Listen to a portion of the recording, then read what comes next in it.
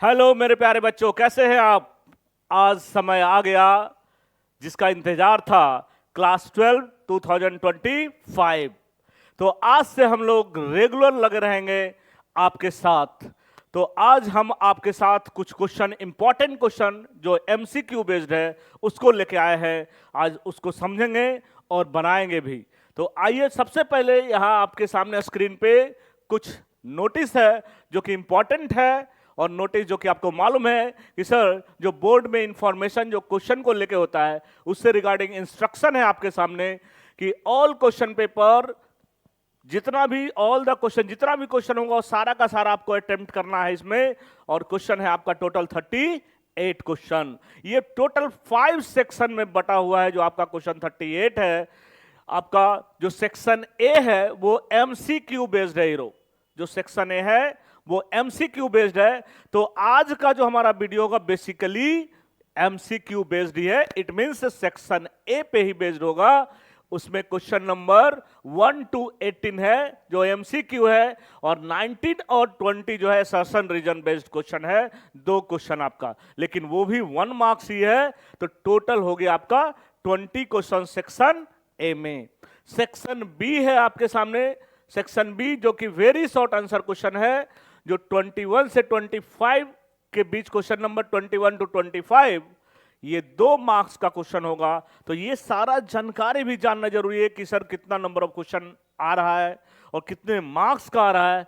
2 marks का question होगा। Section C में आपका, ये आपका शॉर्ट आंसर क्वेश्चन है। ये पहले वेरी शॉर्ट आंसर क्वेश्चन था, ये आपका शॉर्ट आंसर क्वेश्चन है 26 से 31 क्वेश्चन नंबर तक।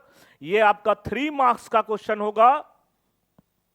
उसके बाद सेक्शन डी आएगा, जो लॉन्ग क्वेश्चन टाइप आंसर है, जो 32 से 35, और ये 5 मार्क्स क्वेश्चन है। इट मीन सबसे बड़ा क्वेश्चन, 5 मार्क्स वाला ये आ गया। और लास्ट जो सेक्शन ई है वो आपका केस बेस होने वाला हीरो। केस पे बेस्ड होगा। ऐसा नहीं कि सर डर जाना, केस बेस क्या होगा, जब हम लोग सामने आएंगे देखेंगे क्वेश्चन, तो जो आप कॉन्सेप्ट पढ़े हैं उसी को एक फॉर्मेट पे रख के, और उसमें एक क्वेश्चन में एक जो फॉर्मेट दिया रहेगा उसमें 3-4 ऑब्जेक्टिव टाइप बना के देता है। उसी को हम लोग केस बेस करके बोलते हैं। यहां 36 to 38 नंबर क्वेश्चन, और ये आपका 4 मार्क्स इच जो आपका क्वेश्चन केस बेस होगा। लास्ट में एक जो नोटिस लिखा हुआ है, there is no overall choice, however in internal choice has been provided in 2 question in section B, 2 question in section C, 2 question in section D. It means ये क्या है आपका, हर एक section, it means section B में, section D में और section E में 2-2 क्वेश्चन आपको एक्स्ट्रा और करके गिवन रहेगा। ऑप्शन रहेगा आपको बनाने के लिए कि हाँ सर इस क्वेश्चन को छोड़कर तो हर एक सेक्शन इट मीन्स बी में, डी में है और ई में है। ये तीनों सेक्शन में आपका 2-2 क्वेश्चन और में रहेगा जिसको आप बनाएंगे। तो ये एक जनरल इंस्ट्रक्शन था। अब हम लोग चलते हैं वेरी वेरी इंपॉर्टेंट क्वेश्चन पे जो आपका एमसीक्यू बेस्ड रहेगा।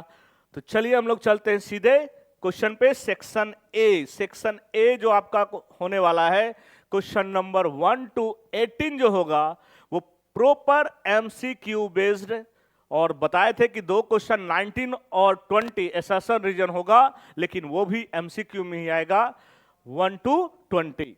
तो हम लोग देर ना करें और चलते हैं सीधे क्वेश्चन पे। तो ये पहला क्वेश्चन आपके सामने स्क्रीन पे, ऑब्जेक्टिव क्वेश्चन क्या बोल रहा है हीरो, आप ध्यान देंगे। बोल रहा है the area bounded by the curve, area bounded by the curve, एक कर्व दिया हुआ है। कर्व क्या है, y is equal to root x. Area bounded का क्वेश्चन है। किसका क्वेश्चन है, एरिया बाउंडेड। तो सबसे पहले हम लोग क्या करेंगे, y is equal to root x है, स्क्वायरिंग बोथ साइड कर दीजिए। स्क्वायरिंग बोथ साइड करेंगे तो y square is equal to x. That is, ये किसका इक्वेशन हो गया, ये पैराबोला का इक्वेशन हो गया। y square is equal to x. आपको मालूम है कि सर पैराबोला का जो हम लोग ग्राफ बनाएंगे क्योंकि y square is equal to x है, ये पॉजिटिव में है तो इसी कोऑर्डिनेट में जाएगा, राइट हैंड पैराबोला। अब यहां पे बोल रहा है कि ये जो कर्व है the x axis and x is equal to 1 and x is equal to 4 से बॉन्डेड है।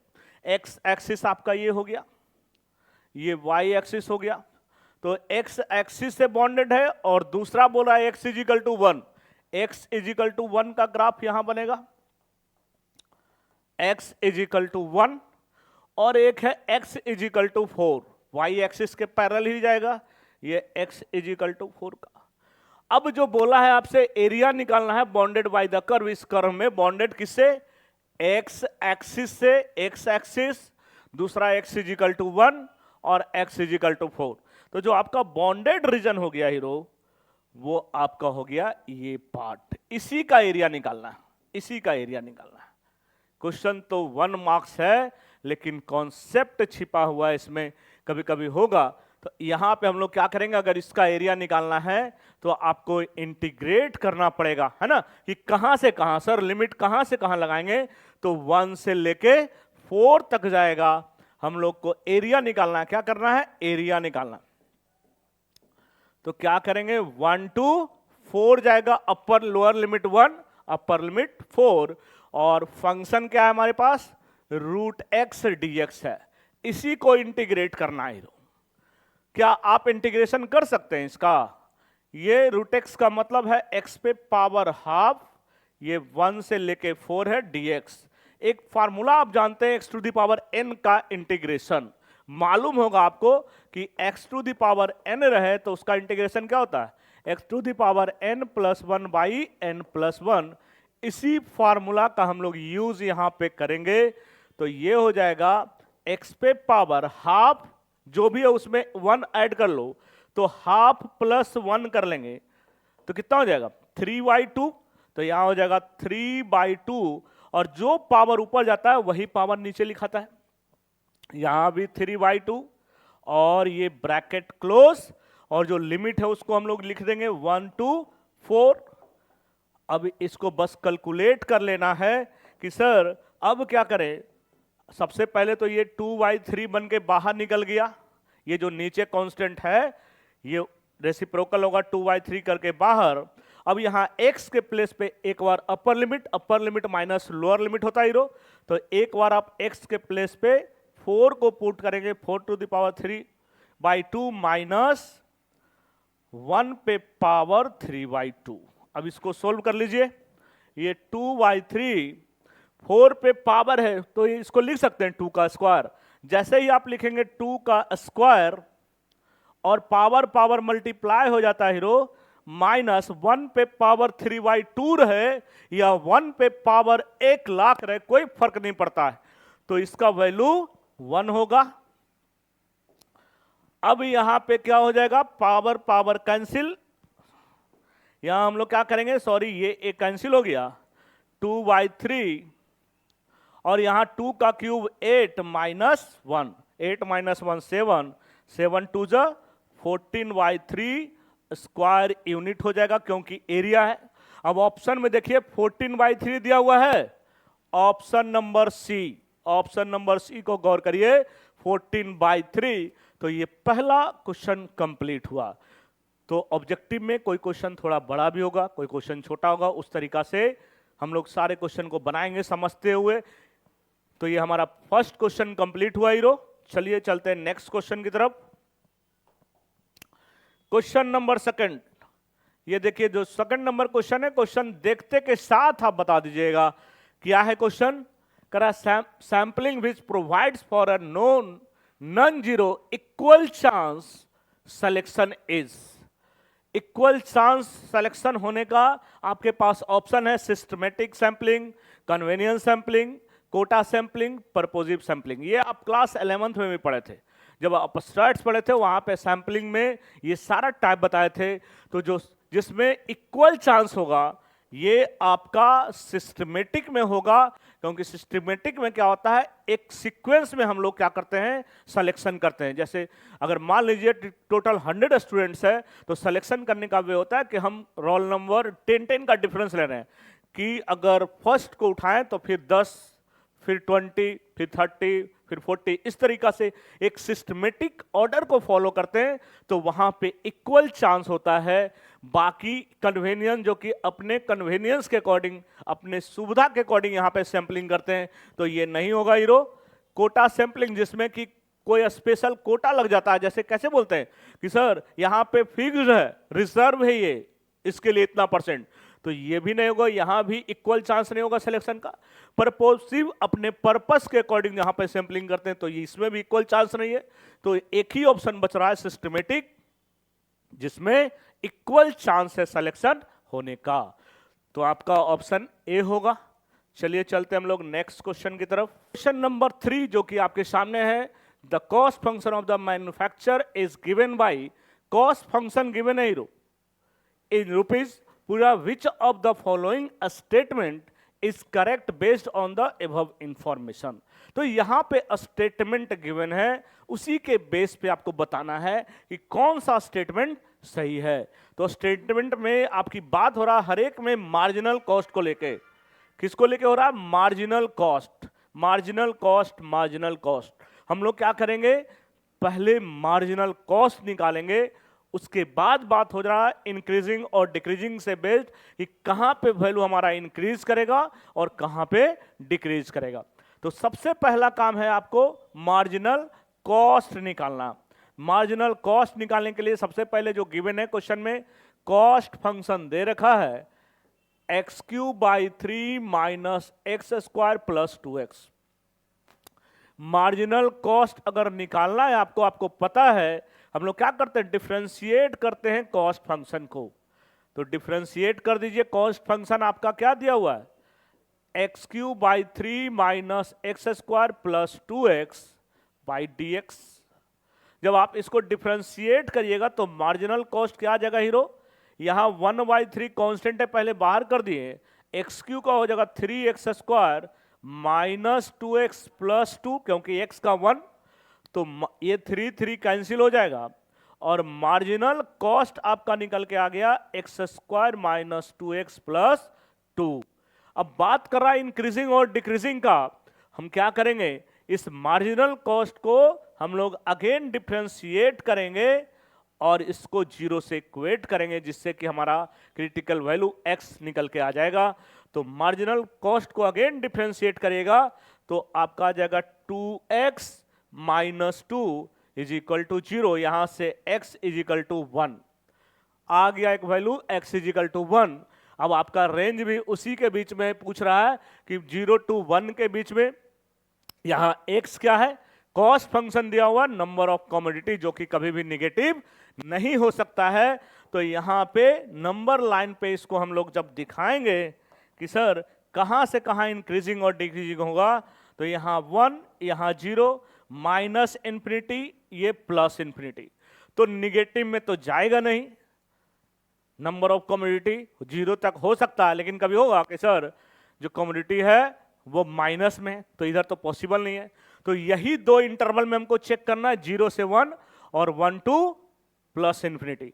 तो 0 से 1 के बीच में कोई एक वैल्यू लेके देखिए, 0 से 1 के बीच में मान लीजिए अगर हम हाफ लेते हैं तो हाफ पुट करिएगा तो क्या हो जाएगा, 2 × ½ - 2 करेंगे, 2 2 कैंसिल, निगेटिव वैल्यू दे दिया, इट मींस यहां पे डिक्रीज करेगा हीरो। और 1 to ∞ में जाइएगा, 1 से ∞ के बीच में कोई नंबर ले लीजिए, मान लीजिए कि अगर हम 2 ले लिए, 2 पे चेक करिए, तो 2 पे चेक करेंगे हम लोग, तो 2 2 जा 4 - 2, 2 जो कि आपका पॉजिटिव वैल्यू दिया, और भी कोई वैल्यू रख सकते हैं, 5 रखेंगे, 5 2 जा 10, 10 - 2, ये ऑलवेज पॉजिटिव रहेगा। तो अब हम लोग ऑप्शन पे चलेंगे, जो पहला ऑप्शन है marginal cost decreasing from 0 to 1, बिल्कुल 0 to 1 में डिक्रीज कर रहा है, सही है। एंड देन डिक्रीजिंग ऑनवर्ड, गलत है, डिक्रीजिंग नहीं है, ये क्या हो रहा है, इंक्रीजिंग ऑनवर्ड है। दूसरा ऑप्शन देखिए, marginal cost increasing from 0 to 1, ये गलत हो गया, ये नहीं होगा, क्योंकि 0 to 1 में डिक्रीज कर रहा है, इंक्रीज नहीं कर रहा। नेक्स्ट है marginal cost decreasing as production level, ये तो दूर दूर तक नहीं होगा। यहां marginal cost increasing as a production level, ये भी नहीं होगा, प्रोडक्शन लेवल है। यहां ऑप्शन में ही एक मिस्टेक है, ये 0 to 1 में डिक्रीज कर रहा है और 1 to इंफिनिटी में इंक्रीज करेगा, यहां पे मिस्टेक है, आप इसको करेक्ट कर लेंगे कि इंक्रीजिंग है, इंक्रीजिंग ऑनवर्ड। ऑप्शन ए होगा कि सर 0 to 1 के बीच में डिक्रीज कर रहा है और 1 to इंफिनिटी इंक्रीज कर रहा है ऑनवर्ड। चलिए हम लोग चलते हैं नेक्स्ट क्वेश्चन की तरफ। क्वेश्चन नंबर 4, क्वेश्चन नंबर 4 में आपसे पूछ रहा है absolute minimum value of the function.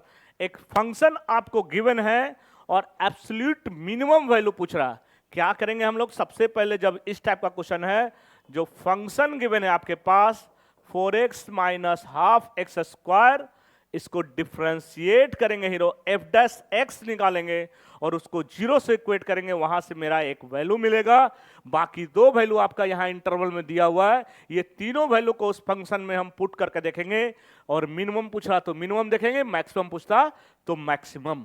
अब इसको डिफरेंशिएट करेंगे तो ये 4 माइनस हाफ कांस्टेंट बाहर, एक्स स्क्वायर का 2x, 2 कैंसिल, ये हो गया 4 minus x, f dash x आ गया। अब हम लोग क्या करेंगे, f dash x is equal to 0, तो 4 minus x is equal to 0, therefore x is equal to 4, x is equal to 4 हमारा आ गया, एक क्रिटिकल वैल्यू आ गया।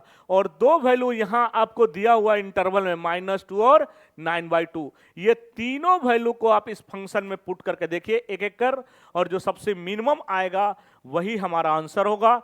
तो एफ ऑफ एक्स मालूम है half x square, F of सबसे पहले आप -2 पुट करके देखते हैं, 4 इंटू -2 माइनस हाफ इंटू -2 का स्क्वायर, ये हो जाएगा -8, ये माइनस का स्क्वायर करेंगे प्लस 2 2 जा 4 कट गया, -8 -2 -10 हो गया, f2 का वैल्यू f -2 का। अब एक है 9/2, उसको भी पुट कर लो, जो f ऑफ 9/2 फंक्शन में 4 इंटू 9/2 माइनस हाफ इंटू यहां पे एक्स स्क्वायर, मतलब 9 का स्क्वायर बाई 2 का स्क्वायर 4 हो जाएगा। अब जो कैंसिल हो रहा है उसको कैंसिल कर दो, 2 2 जा 4, इधर हो गया 9 2 जा 18 माइनस 9 का स्क्वायर 81/4 2 जा 8, एलसीएम ले लो, ये 8 एलसीएम हो गया, 18 8 जा 144 माइनस 81, माइनस कर लीजिए इसको, 3 हो गया 1663/8, यह अप्रोक्स आ जाएगा, अप्रोक्स 8 के लगभग, 8 8 जा 64 होता है अप्रोक्स। एक वैल्यू और आपके पास बच गया कि सर x इजिकल टू 4 पे चेक करना है, चलिए उस पर भी हम लोग चेक कर लेते हैं। f ऑफ 4 पे, f ऑफ 4 जहां जहां x है उसके प्लेस पे 4 पुट कर दो, 4 का स्क्वायर 16, 2 8 जा 16, 4 4 जा 16 माइनस 8 आ गया 8। अब देखिए आपसे क्या पूछ रहा है, एब्सोल्यूट मिनिमम वैल्यू पूछ रहा। मिनिमम वैल्यू देखिए ऑप्शन में, option C is a correct answer, -10, क्योंकि निगेटिव में जो वैल्यू है वही मिनिमम होगा। तो हम लोग क्या किए, मिनिमम वैल्यू पूछा था, सबसे पहले फंक्शन को डिफरेंशिएट किए, डिफरेंशिएट करने के बाद उसको f डैश एक्स को 0 से इक्वेट किए, वहां से क्रिटिकल वैल्यू मेरा एक x का वैल्यू आ गया। बाकी दो इंटरवल में दिया हुआ था, ये तीनों को इस फंक्शन में पुट किए, मिनिमम पूछ रहा था, मिनिमम वैल्यू देखे, अगर मैक्सिमम इसी क्वेश्चन में पूछता तो जो मैक्सिमम था वो हमारा आंसर होता। चलिए चलते हैं नेक्स्ट क्वेश्चन की तरफ।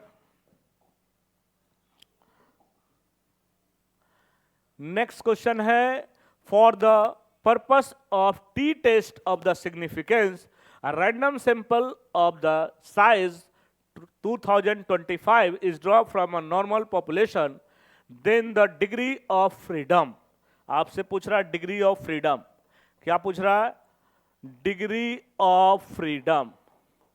डिग्री ऑफ फ्रीडम होता है n-1, डिग्री ऑफ फ्रीडम को हम लोग v से डिनोट करते हैं, n-1 1, बस एक फार्मूला मालूम रहेगा, ये आंसर आ गया। n कितना दिया हुआ हीरो? n दिया हुआ 2025 माइनस 1 करेंगे 2024। देखिए आपका 2024 जो है वो आपका करेक्ट आंसर हो गया ऑप्शन डी। तो काफी इजीली, तो एमसीक्यू में कुछ क्वेश्चन थोड़ा लेंदी, कुछ क्वेश्चन काफी इजी होगा जो डायरेक्ट फार्मूला पे होगा। चलिए चलते हैं नेक्स्ट क्वेश्चन की तरफ। नेक्स्ट क्वेश्चन है ये लीनियर प्रोग्रामिंग पे बेस्ड है, जो ग्राफिकल खूब अच्छे से आप पढ़े थे। यहां पे देखिए क्वेश्चन में क्या बोल रहा है, the constant of a linear programming problem along with their graph is shown below. यहाँ पे जो कांस्टेंट है उसका ग्राफ दिया हुआ आपके स्क्रीन पे दिख रहा है कि सर ये सारा जो कांस्टेंट गिवन है उसका ग्राफ आपके सामने है। ग्राफ यहां गिवन है सारे कांस्टेंट का, x + 2y is greater than equal to 3, जो कि यहां एरो दिया हुआ है, उसका ग्राफ ये हो गया। दूसरा x is greater than equal to 10, ये ग्राफ हो गया आपका x is greater than equal to 10 का। और y is greater than equal to 0, ये x एक्सिस को रिप्रेजेंट कर रहा है, एबव, ठीक है। जब greater than equal to it means above बोल रहा है। अब यहां पे क्या बोल रहा है कि सर ये कांस्टेंट का ग्राफ गिवन है, बोला which of the following inequalities may be removed so that the feasible region remains the same in the above graph. Feasible region आपका सेम रहेगा, कौन सा रिमूव कर देंगे, कौन से इनक्वालिटीज को रिमूव कर देंगे जिससे कोई फर्क नहीं पड़ेगा हमारा सॉल्यूशन में। तो सॉल्यूशन आपको पता है कि फिजिबल रीजन जो कॉमन सॉल्यूशन होता है उसी को हम लोग फिजिबल रीजन बोलते हैं। तो कॉमन पार्ट आप गौर करिए, ये तीनों जो कांस्टेंट है उसका कॉमन पार्ट आपका यही निकल के आ रहा है, फिजिबल रीजन यही आ रहा है। तो देखिए कि सर कौन सा इनक्वालिटीज को अगर रिमूव भी कर देंगे तो कोई फर्क नहीं पड़ने वाला है सर हमारा फिजिबल रीजन पे, वो है ये। अगर इसको आप रिमूव कर दीजिएगा, क्योंकि ये भी शो कर रहा है एबव द ओरिजिन, ओरिजिन के एबव सॉल्यूशन जा रहा है, ये भी एबव द ओरिजिन है क्योंकि y is greater than equal to 0 है, और ये भी x is greater than equal to है, तो 0 से एबव जा रहा है, इसका भी सॉल्यूशन। तो अगर ये पार्ट नहीं भी रहेगा तो आपका फिजिबल रीजन में कोई चेंजिंग नहीं होगा। तो आपका ऑप्शन होगा ऑप्शन नंबर ए, कि अगर इस इनक्वालिटीज को रिमूव कर दिया जाए तो हमारे सॉल्यूशन पे कोई फर्क नहीं पड़ेगा। तो ये भी हमारा क्वेश्चन कंप्लीट हुआ। चलिए चलते हैं नेक्स्ट क्वेश्चन की तरफ। नेक्स्ट क्वेश्चन है, करा कि आप प्लेयर रोल 1 फेयर डाई, एक फेयर डाई को रोल कर रहे हैं, ठीक है। करा if the die show an odd number, अगर डाइस में ऑड नंबर आता है, the player win the value, player win the value, जो भी वैल्यू उसमें गिवन है वो विन करता है, उतना जीतता है। That appears on the die, जितना उस पे अपीयर है वो उतना रुपया जीत गया। करा is loss half the value that appears on it, और अगर वो हारता है तो जो उसमें लिखा हुआ उसका हाफ वो हारता है, ऐसा बोल रहा है। एक्सपेक्टेड गेन पूछ रहा आपसे, मालूम है एक्सपेक्टेड गेन, एक्सपेक्टेड गेन का फार्मूला क्या होगा, सिग्मा P इंटू एक्स हो जाएगा, यही होगा ना, P इंटू एक्स हम लोग कर लेंगे, एक्सपेक्टेड गेन निकल जाएगा।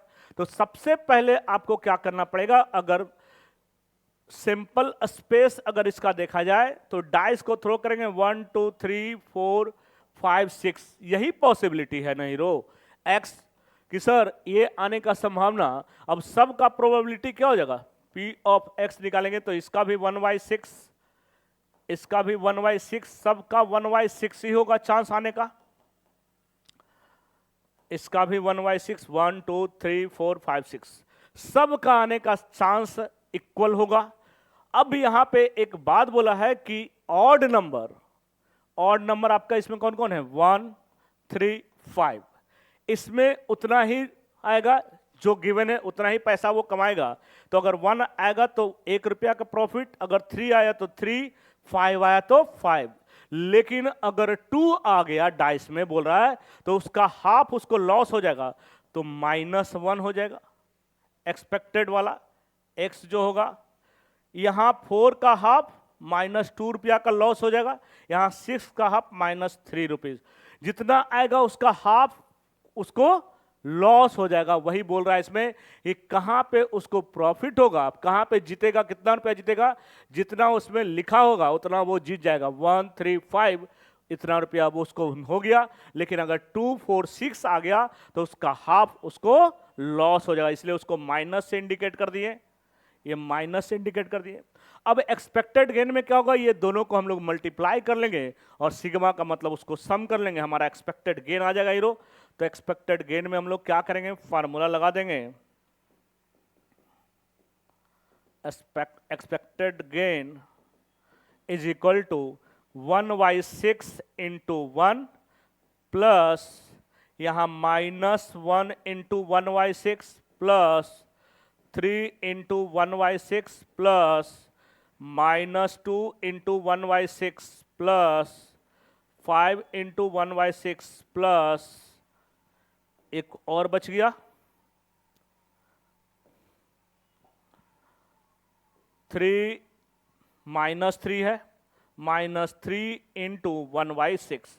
अब इस सबको टोटल कर लीजिए, ये तो 1/6 ही होगा, यहां -1/6 हो जाएगा, यहां ये 3 2 जा 6 कटेगा तो +1/2, यहां 2 3 जा 6 कटेगा तो -1/3, यहां नहीं कटेगा तो +5/6, ये कटेगा 3 2 जा 6 प्लस माइनस -1/2। अब सबका एलसीएम ले लो, सबका एलसीएम कितना हो जाएगा हीरो, 6 एलसीएम हो जाएगा, यहां 1, यहां -1 प्लस 2 3 जा 6, 3 2 जा 6 प्लस 5 2 3 जा 6।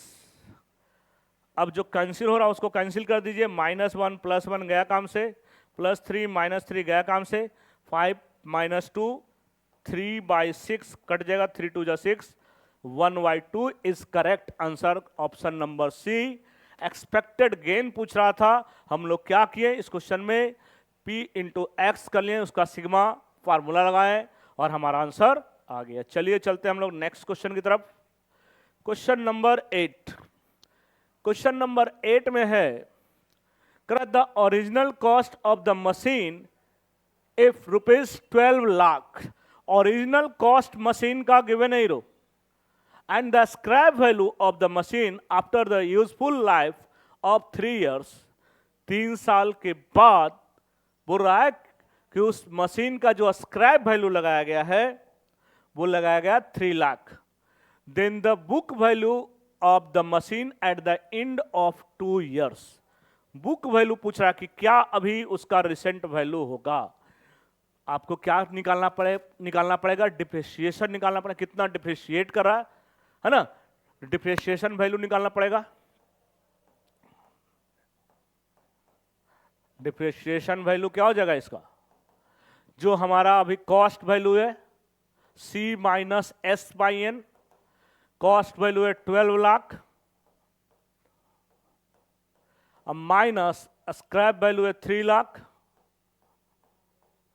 और यूजफुल लाइफ है 3 ईयर, 9 लाख बाई 3, 3 3 जा 9, तो आपका डिप्रिसिएशन हो गया 3 लाख का।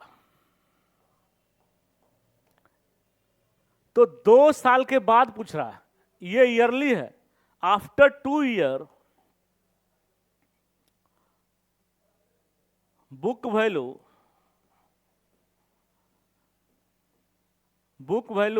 After 2 years is equal to कितना था स्टार्टिंग में 12 लाख माइनस, ये तो पर ईयर डिप्रिसिएशन है हीरो, 2 साल में 3 इंटू 2 6 लाख का हो जाएगा, माइनस कर दिए 6 लाख रुपया, तो आपका बुक वैल्यू हो जाएगा at the end of 2 years 6 lakh, option number C. तो इस तरीका से ये भी क्वेश्चन हमारा कंप्लीट हुआ। चलिए चलते हैं नेक्स्ट क्वेश्चन की तरफ। Question number 9। क्वेश्चन नंबर 9 में बोल रहा है a fish jump out of the water surface and follow the parabolic path. एक फिश है जो जंप करती है, तो जंप करते आपको मालूम है कि वो पैराबोलिक पाथ में ऐसा होता भी है कि सर पानी में वो इस तरीका से जंप करती है। तो जंप कर रहे पैराबोलिक पाथ पे और दिया हुआ y equal to 6x minus x square minus 8, x का रेंज दिया हुआ है कि greater than equal to 2 less than equal to 4। करा the fish reach the highest height in the path. Highest height यही होगा हीरो, इस तरीका से मूव कर रहा है और एट द पॉइंट दिया हुआ, मान लीजिए पॉइंट P है और वो दिया हुआ 3 1। The slope of the path of the fish at 3 1।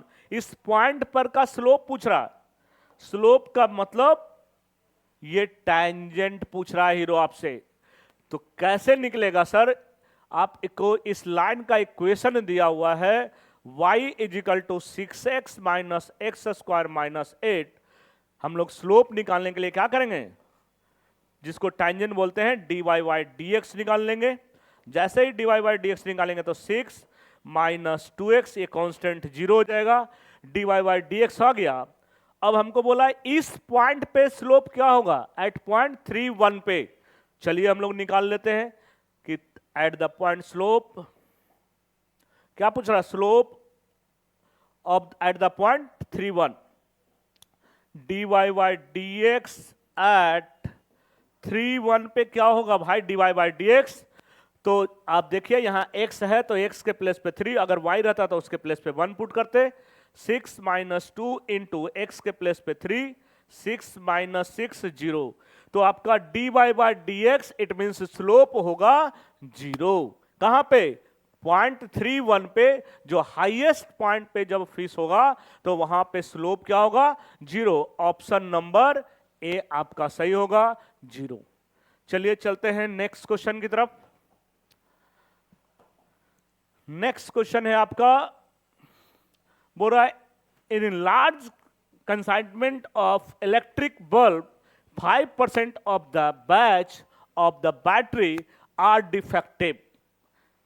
यहां पे 5% जो बैटरी है डिफेक्टिव मिला है।